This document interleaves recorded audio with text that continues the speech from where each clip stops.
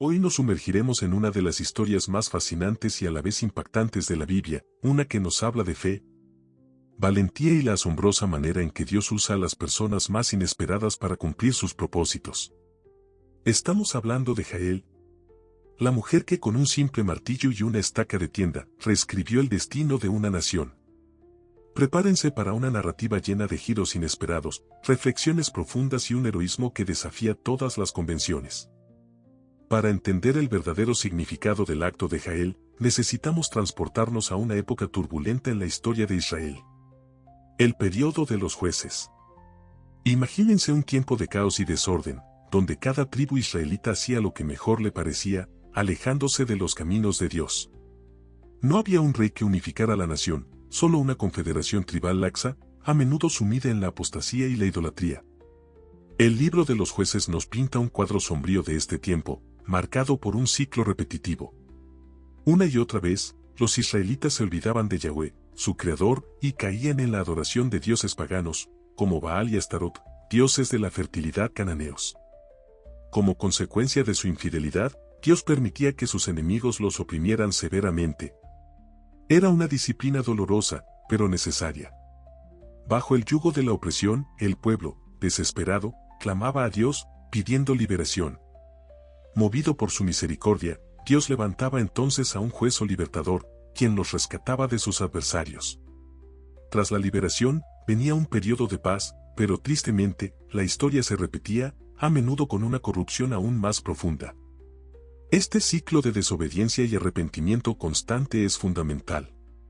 Nos muestra la persistente infidelidad de Israel, pero, más importante aún, la inquebrantable fidelidad de Dios.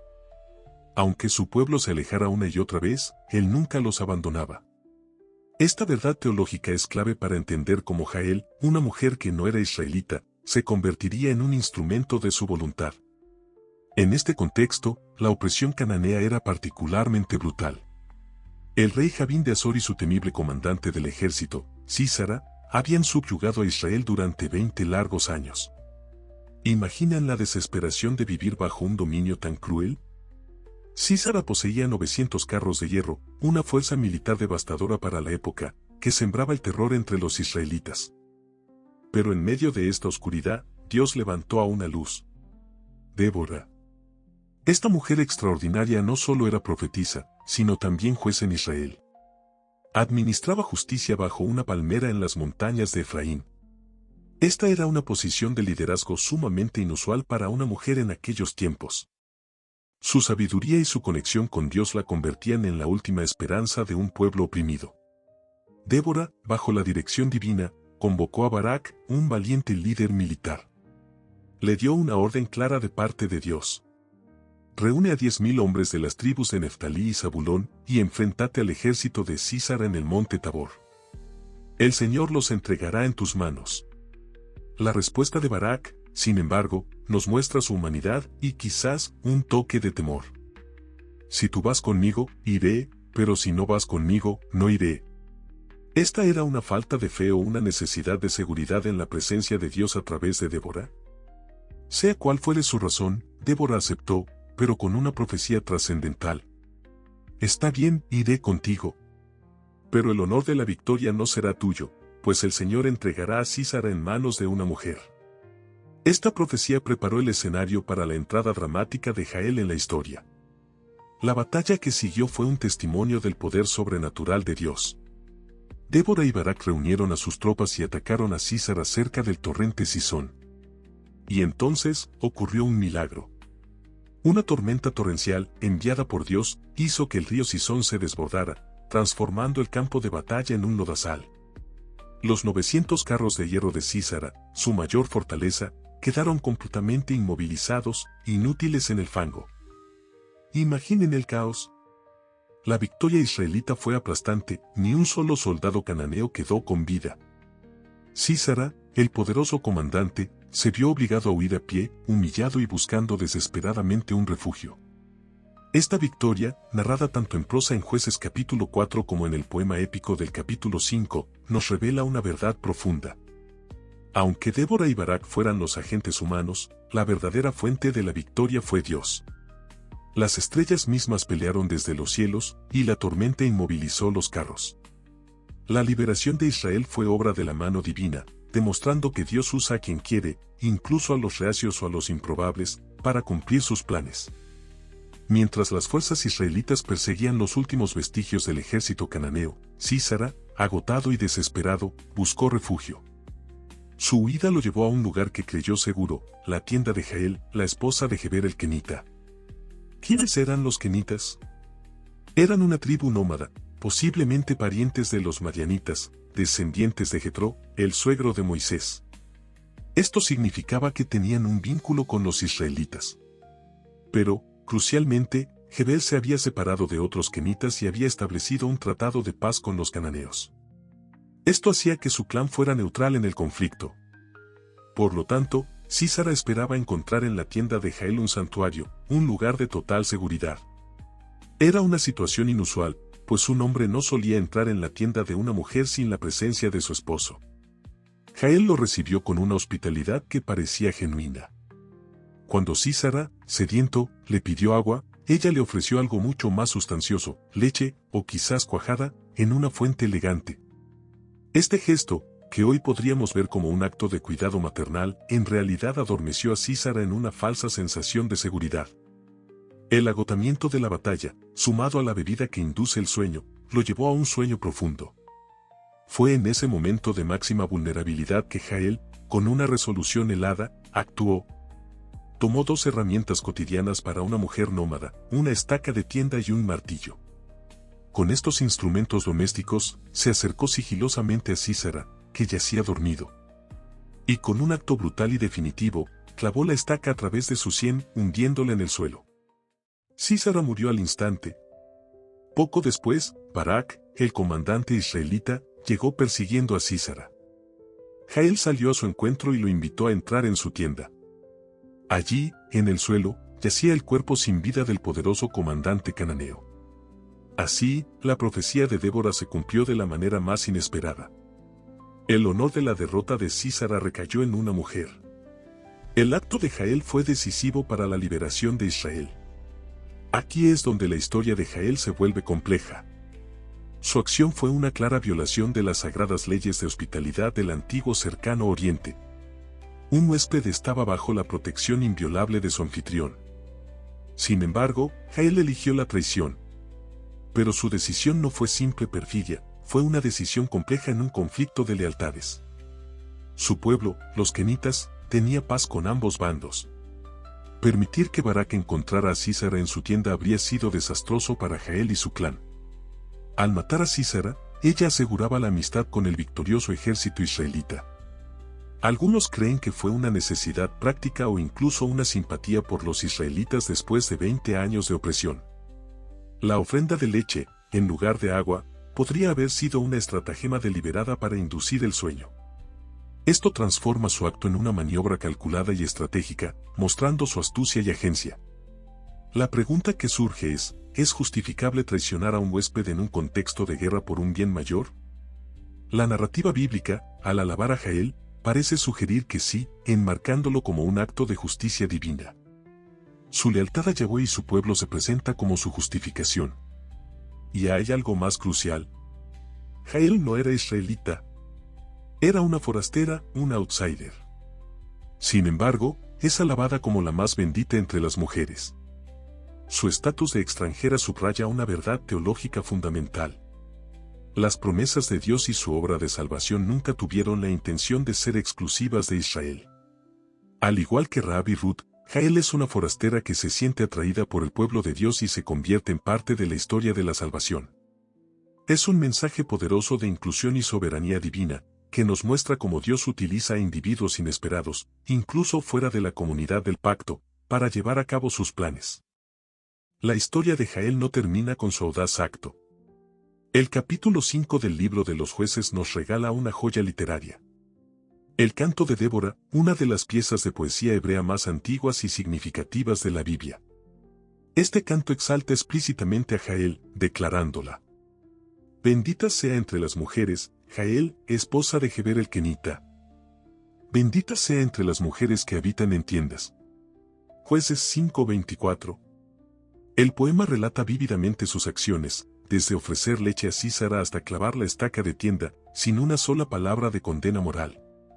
Esta alabanza incondicional, en uno de los textos más antiguos de la Biblia, es un punto clave de debate e interpretación a lo largo de la historia. Pero el canto contiene un elemento poético que nos rompe el corazón y a la vez nos llena de asombro. El lamento de la madre de Sísara.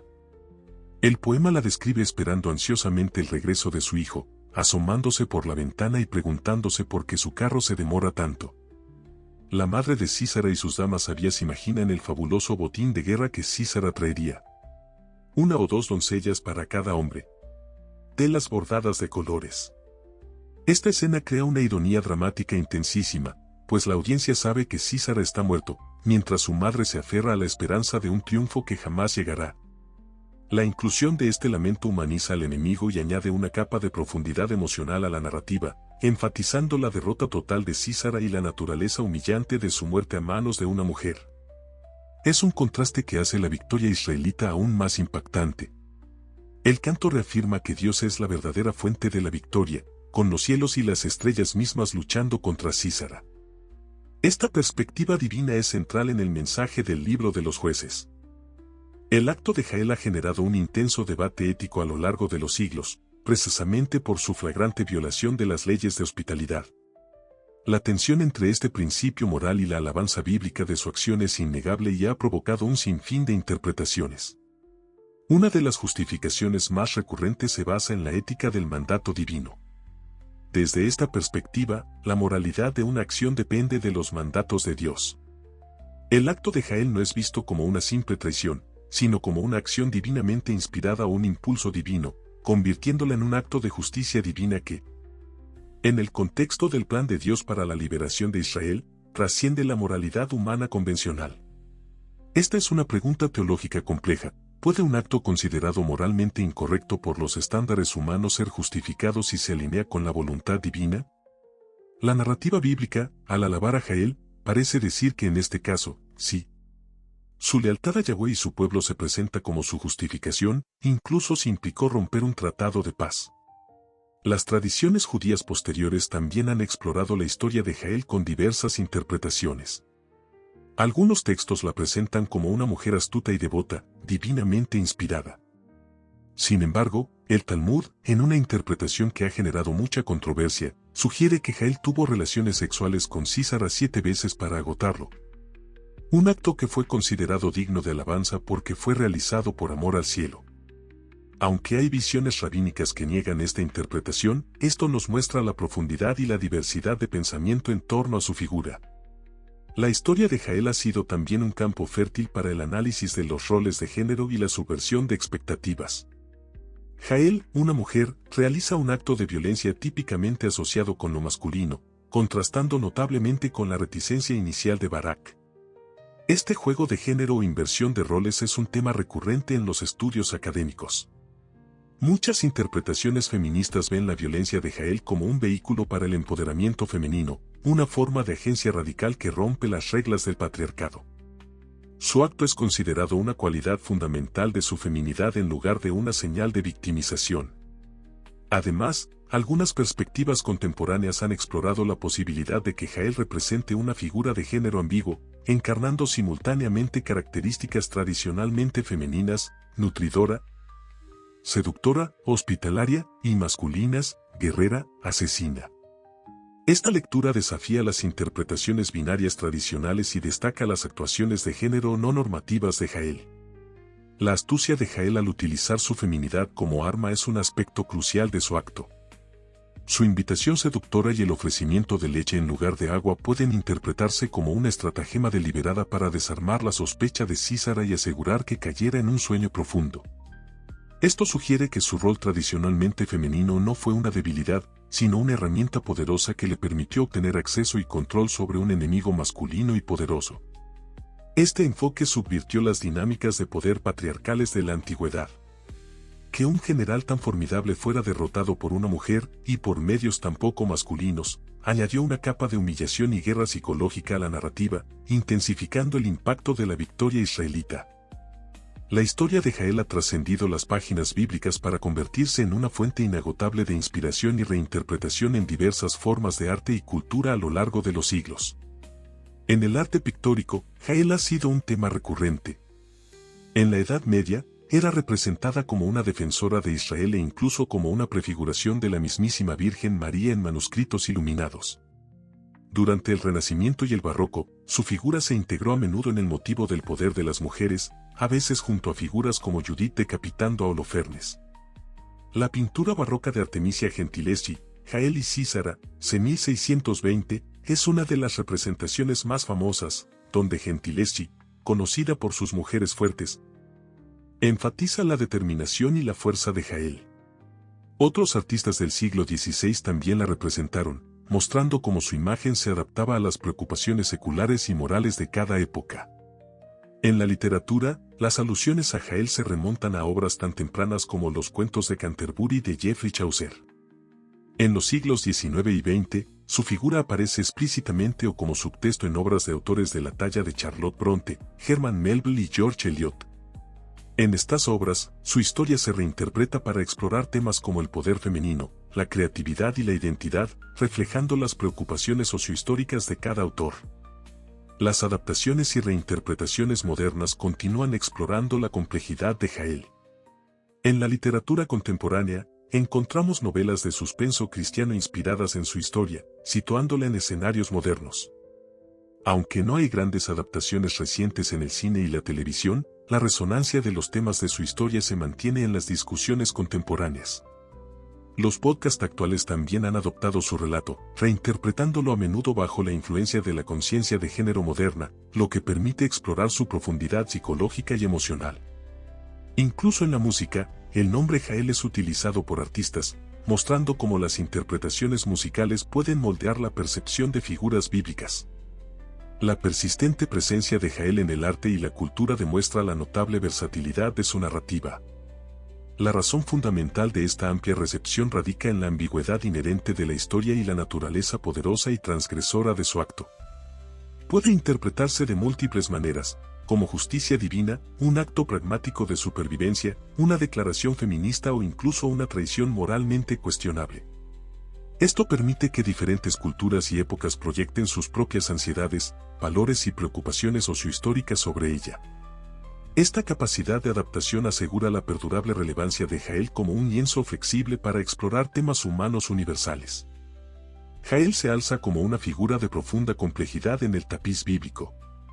Una mujer no israelita, se convirtió en un instrumento fundamental de la liberación divina, alabada por un acto que, según las normas humanas, violó las sagradas costumbres de hospitalidad.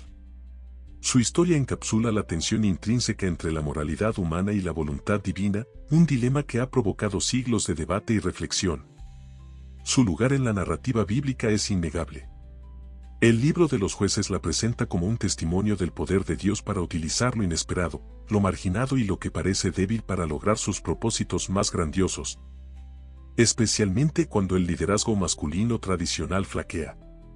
Jael, una mujer de tienda, demostró una astucia y una determinación que cambiaron el curso de la historia de Israel.